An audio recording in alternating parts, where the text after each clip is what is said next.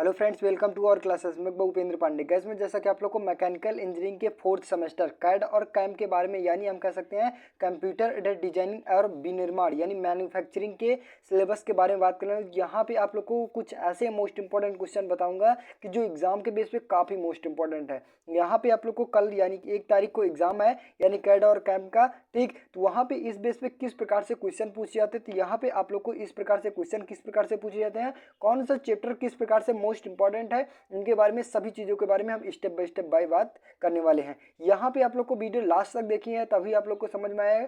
तो अगर वीडियो को अगर थोड़ा भी स्किप कर देते हैं तो अभी आपको कोई भी टॉपिक नहीं समझ में आएगा। तो यहाँ पे जैसे आप स्क्रीन के माध्यम से देख पा रहे हैं, पहले हम इंपॉर्टेंट क्वेश्चन के बारे में देखेंगे, फिर उसके बाद सिलेबस के बारे में यानी कौन सा टॉपिक बहुत मोस्ट इंपॉर्टेंट है, ठीक।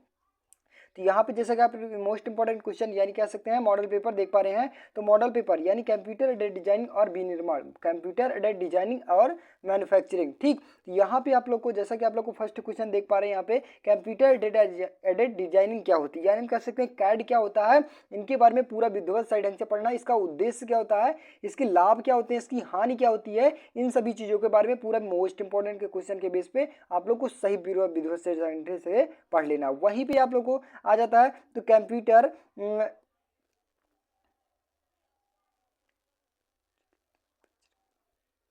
तो वहीं पे नेक्स्ट क्वेश्चन पूछ लेता है कंप्यूटर एडिट इंटीग्रेटेड मैन्युफैक्चरिंग यानी कह सकते हैं कंप्यूटर समाकलित उत्पादन यानी कह सकते हैं CIM का विस्तार पूर्वक उल्लेख कीजिए। ये कितने प्रकार के होते हैं, इसका उद्देश्य क्या होता है। गैस यहाँ पे विधिवत सही ढंग से आप लोग को पूरा विधिवत सही ढंग से पढ़ना।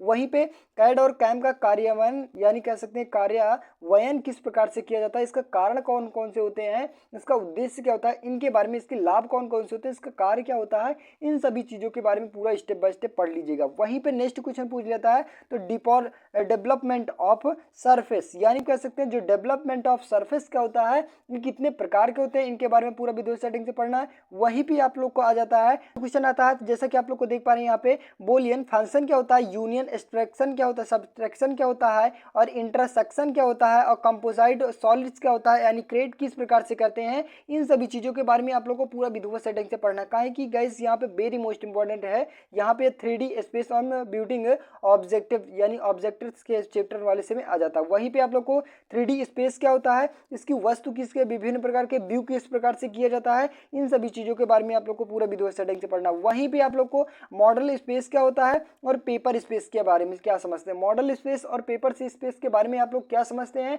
इसके बीच में अंतर क्या होता है, इन सभी चीज़ों के बारे में पूरा विधिवत सेटिंग से पढ़ना। वहीं पे सीएनसी मशीन का प्रकार कौन कौन से होते हैं, इनके बारे में पूरा विधिवत सेटिंग से पढ़ना है। और वहीं पे बैक फ्लॉट और वेरिफिकेशन ऑफ पार्ट प्रोसेसिंग क्या होती है, इन सभी चीज़ों के बारे में आप लोगों को पूरा विधिवत सेटिंग सविस्तार वर्णन कर लेना है। गाइस ये एग्जाम के बेस पे काफ़ी मोस्ट इंपॉर्टेंट है।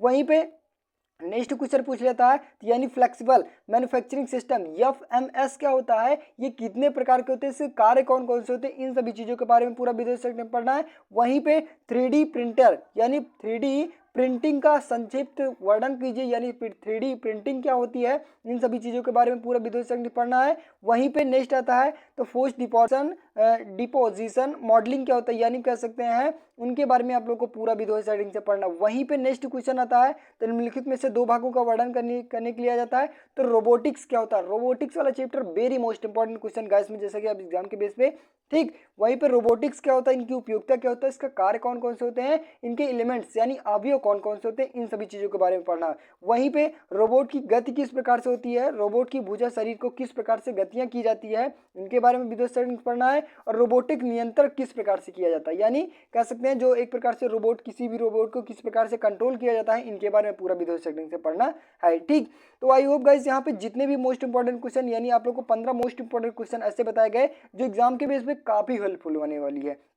वहीं पे आप लोग को सबसे पहले मैं बता दूं जो फर्स्ट वाले चैप्टर में से आप लोग को क्या करना है, इंट्रोडक्शन में क्या जाता है, कैड और कैम का उद्देश्य क्या होता है, इनके बारे में पूरा विधिवत सेटिंग पढ़ ली जाएगा। वहीं पे नेक्स्ट आता है तो कैड और कैम का उपयोग यानी कह सकते हैं यूज़ किस प्रकार से किया जाता है सेकेंड वाले चैप्टर में। वहीं पे 3D स्पेस क्या होता है, इनके बारे में पूरा विधिवत सेटिंग पढ़ने जाएगा। और वहीं पे क्या होता है फोर्थ वाले चैप्टर में CIM यानी कह सकते हैं कंप्यूटर एडेड मैन्युफैक्चरिंग, ठीक।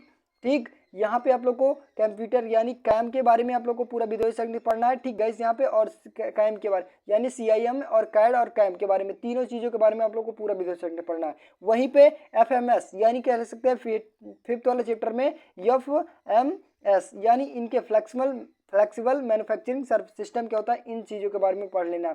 वहीं पे लास्ट वाले चैप्टर में क्या होता है, रोबोटिक्स क्या होता है, इसके अवयव कौन कौन से होते हैं, इन सभी चीज़ों के बारे में पूरा वीडियो सेक्शन से पढ़ लेना है वहीं पे। आई होप गाइस यहाँ पे जितने भी क्वेश्चन बताए गए और जितने भी टॉपिक बताए गए आप लोग को पूरा वीडियो सेटिंग से पढ़ लेना है। वहीं पे सीएनसी प्रोग्रामिंग क्या होता है, इन सभी चीज़ों के रोबोट्स के कौन कौन से प्रकार होते हैं, एलिमेंट्स कौन होते हैं, इन सभी चीज़ों के बारे में पूरा वीडियो सेटिंग से पढ़ लेना है। ठीक, तो आई होप गाइस यहाँ पे अगर वीडियो अच्छी लगी, चैनल पर नए हो चैनल सब्सक्राइब कीजिए, ज़्यादा से ज़्यादा शेयर करने की कोशिश कीजिए।